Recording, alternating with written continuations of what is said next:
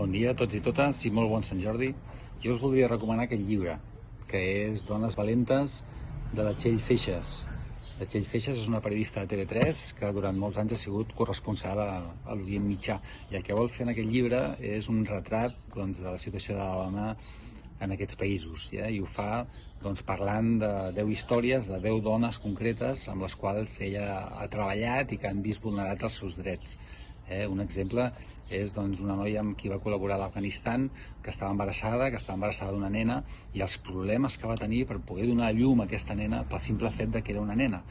I a l'Afganistan el seu context social i el seu context familiar el que volen és que els naixements siguin de nens, i per tant quan el que neixen són nenes surten problemes per tot arreu.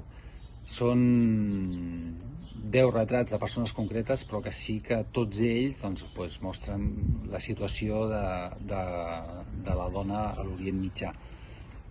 És una lectura, són històries dures, és una lectura des del meu punt de vista commovedora, però també ens mostra la quantitat de feina que tenim tots i totes per aconseguir que les dones vegin reconeguts els seus drets a tot el món.